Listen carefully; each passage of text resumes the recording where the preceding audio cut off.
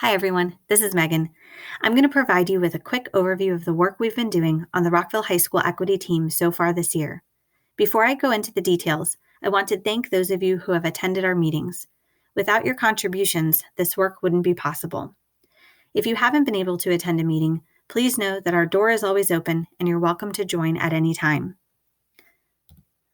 One of the first actions we took as a team was to use the continuum on becoming an anti-racist organization to establish where we are now as a school and in our departments.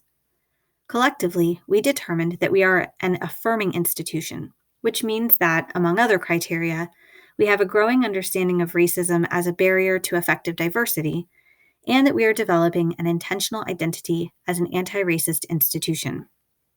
Our goal this year is to move our school in the direction of being a transforming institution. We identified 3 priorities, which you can see on this slide.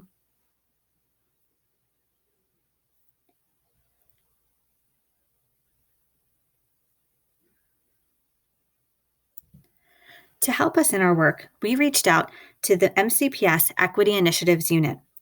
Dr. Joan Morey and Ms. Mania Jones attended our last 2 meetings and have provided valuable insight and resources. We have also received encouragement from the director, Mr. Troy Bodie, and we are excited about the opportunities our collaboration will provide. As you know, life nowadays has a way of redirecting our plans. When the insurrection happened at the Capitol on January 6th, our staff responded quickly and with compassion for our students. We gave students the opportunity to complete the We're Listening survey, which over 200 of our students did.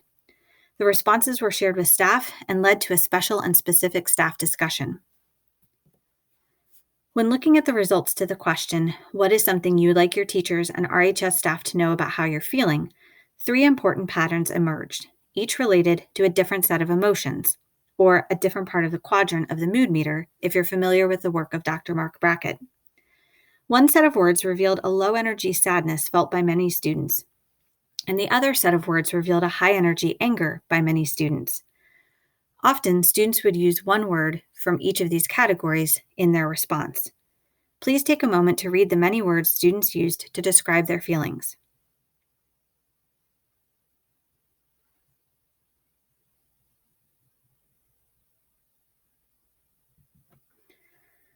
A third pattern was more difficult to define, but reveals a disengagement or disinterest in what happened at the Capitol. I think we can all agree that what happened was a historic event, and as an educator, it concerns me that any amount of students would ignore or not pay attention to those events. You can see on this slide the 3 patterns of students' responses that emerge from the question, what is something you would like your teachers and the RHS staff to do as a response to the events at the Capitol? We asked this question because true active listening does not occur unless there is an intention on behalf of the person listening to do something with the information they receive. Here, you can see that the majority of students mentioned some action that falls into these 3 categories: supporting mental health, providing information about the event, and providing time and space for discussion and dialogue.